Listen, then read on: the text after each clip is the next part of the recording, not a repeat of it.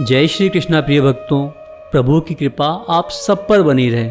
साथियों, हम सभी भगवान से हमेशा कुछ न कुछ मांगते रहते हैं और ज़्यादातर हमारी मांग वही सब रहती हैं, रुपया पैसा, धन प्रतिष्ठा या संसार की कोई और वस्तु।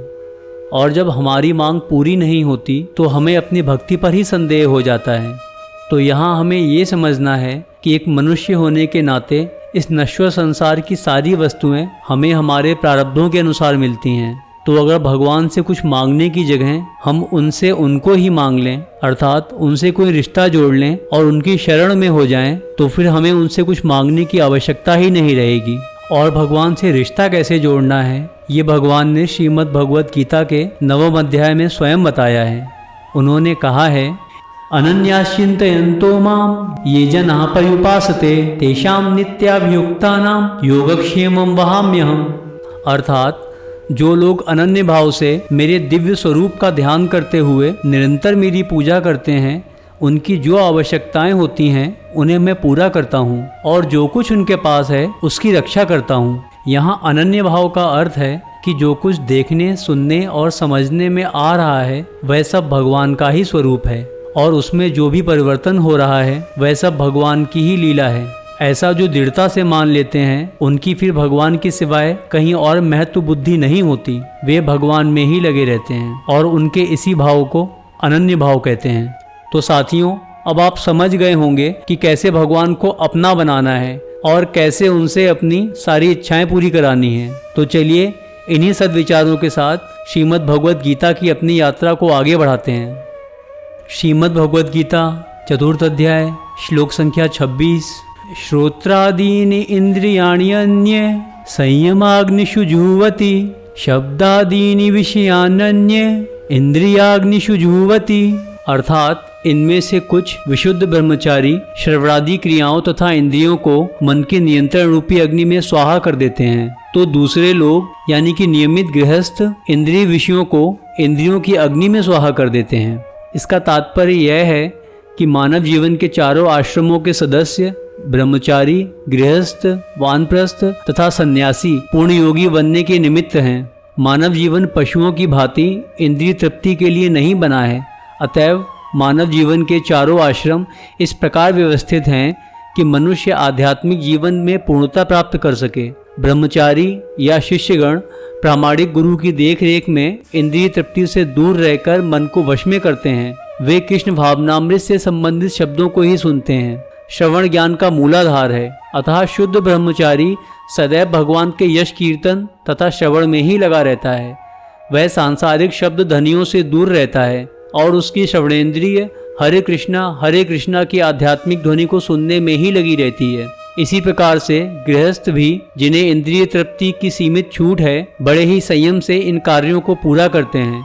यौन जीवन, मादक द्रव्य सेवन तथा मांसाहार मानव समाज की सामान्य प्रवृत्तियां हैं, किंतु संयमित गृहस्थ कभी भी यौन जीवन तथा अन्य इंद्रिय तृप्ति के कार्यों में अनियंत्रित रूप से प्रवृत्त नहीं होता। इसी उद्देश्य से प्रत्येक सभ्य समाज में धर्म विवाह का प्रचलन है। ये संयमित अनासक्त यौन जीवन भी एक प्रकार का यज्ञ है, क्योंकि संयमित गृहस्थ उच्चतर दिव्य जीवन के लिए अपनी इंद्रिय तृप्ति की प्रवृत्ति की आहुति कर देता है। श्रीमद् भगवद गीता 4th अध्याय श्लोक संख्या 27। सर्वाणि इंद्रिय कर्माणि प्राणकर्माणि चापरे आत्मसंयम योगज्ञो जुह्वति ज्ञान दीपिते। अर्थात दूसरे जो मन तथा इंद्रियों को वश में करके आत्म साक्षात्कार करना चाहते हैं, संपूर्ण इंद्रियों तथा प्राणवायु के कार्यों को संयमित मन रूपी अग्नि में आहुति कर देते हैं। यहाँ पर पतंजलि द्वारा सूत्रबद्ध योग पद्धति का निर्देश है। पतंजलि कृत योग सूत्र में आत्मा को प्रत्यगात्मा तथा परागात्मा कहा गया है। जब तक जीवात्मा इंद्रिय भोग में आसक्त रहता है तब तक वह परागात्मा कहलाता है, और ज्यों ही वह इंद्रिय भोग से विरत हो जाता है तो प्रत्यगात्मा कहलाने लगता है।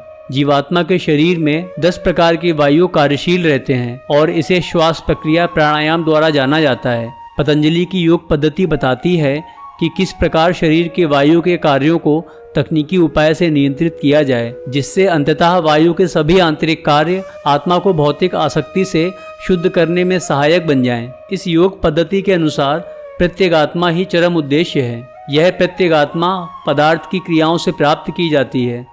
इंद्रियां इंद्रिय विषयों से प्रतिक्रिया करती हैं, यथा कान सुनने के लिए, आंखें देखने के लिए, नाक सूंघने के लिए, जीभ स्वाद लेने के लिए तथा हाथ स्पर्श के लिए है।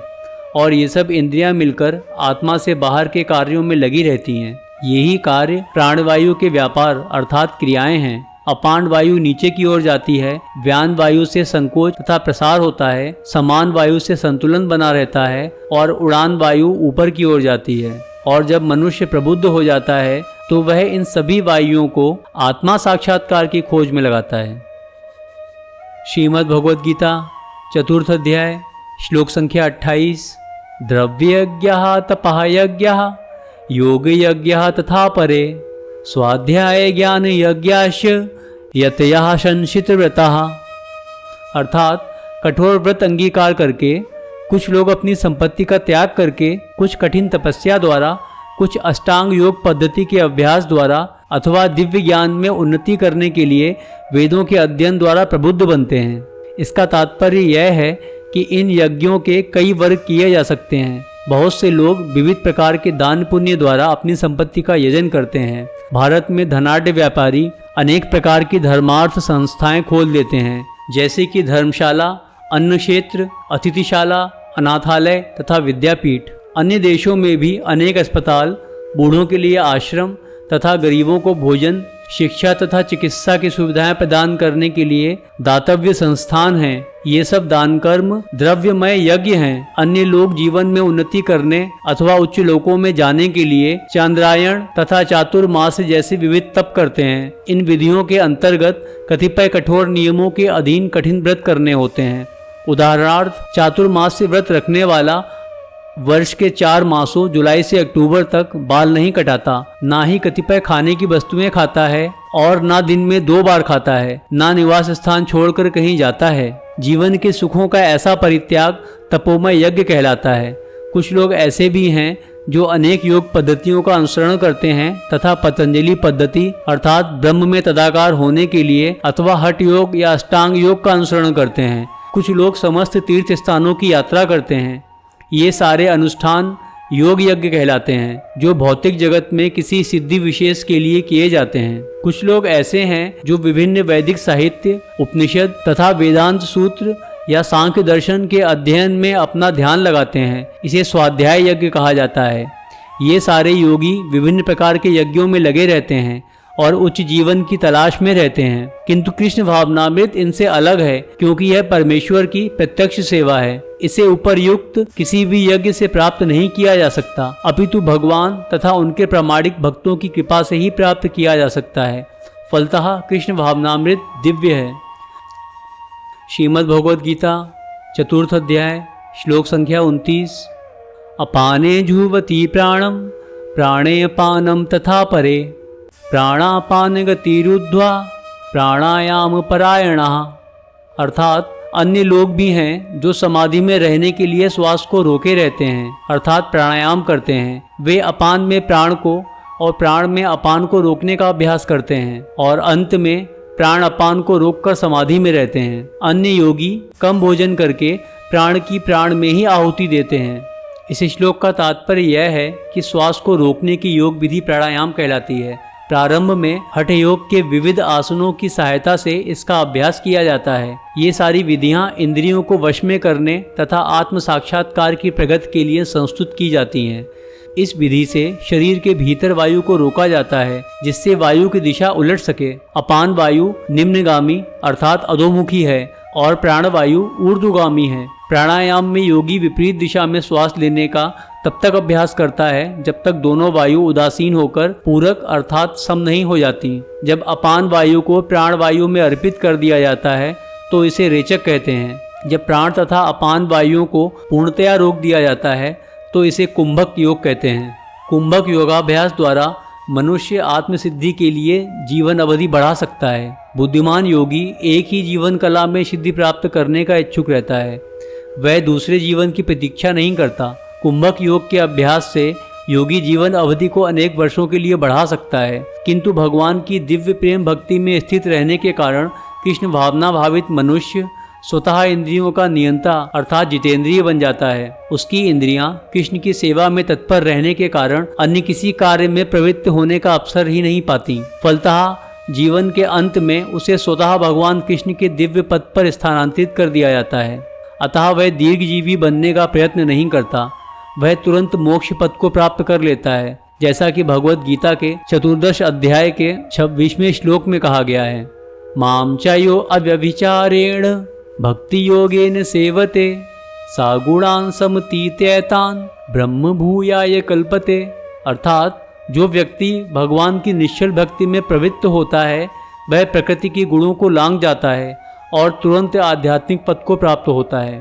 कृष्ण भावना भावित व्यक्ति दिव्य अवस्था से प्रारंभ करता है और निरंतर उसी चेतना में रहता है, अतः उसका पतन नहीं होता और अंततः वह भगवत धाम को जाता है। कृष्ण प्रसादम को खाते रहने से स्वतः कम खाने की आदत पड़ जाती है। इंद्रिय निग्रह के मामले में कम भोजन करना अर्थात अल्पाहार करना अत्यंत लाभप्रद होता है और इंद्रिय निग्रह के बिना भवबंधन से निकल पाना संभव नहीं है। श्रीमद् भगवद गीता 4th अध्याय श्लोक संख्या 30। सर्वे अपि एते यज्ञविदः यज्ञशपितकल्मषाः यज्ञशिष्टामृतभुजाः यान्ति ब्रह्म सनातनम। अर्थात ये सभी यज्ञ करने वाले यज्ञों का अर्थ जानने के कारण पाप कर्मों से मुक्त हो जाते हैं और यज्ञों के फल रूपी अमृत को चखकर परम दिव्य आकाश की ओर बढ़ते जाते हैं। इसका तात्पर्य यह है कि विभिन्न प्रकार के यज्ञों जैसे कि द्रव्य यज्ञ, स्वाध्याय यज्ञ तथा योग यज्ञ की उपर्युक्त व्याख्या से यह देखा जाता है कि इन सबका एक ही उद्देश्य है और वह है इंद्रियों का निग्रह। इंद्रिय तृप्ति ही भौतिक अस्तित्व का मूल कारण है। अतः जब तक इंद्रिय तृप्ति से भिन्न धरातल पर स्थित ना हुआ जाए तब तक सच्चिदानंद के नित्य धरातल तक उठ पाना संभव नहीं है। यह धरातल नित्य आकाश या ब्रह्म आकाश में है। उपर्युक्त सारे यज्ञों से संसार के पाप कर्मों से बचा जा सकता है। जीवन में इस प्रगति से मनुष्य न केवल सुखी और ऐश्वर्यवान बनता है अपितु अंत में वह निराकार ब्रह्म के साथ तदात्म के द्वारा श्री भगवान कृष्ण की संगति प्राप्त करके भगवान के शाश्वत धाम को प्राप्त करता है। इस वीडियो में यहीं तक, शेष चर्चा आगे। राधे राधे।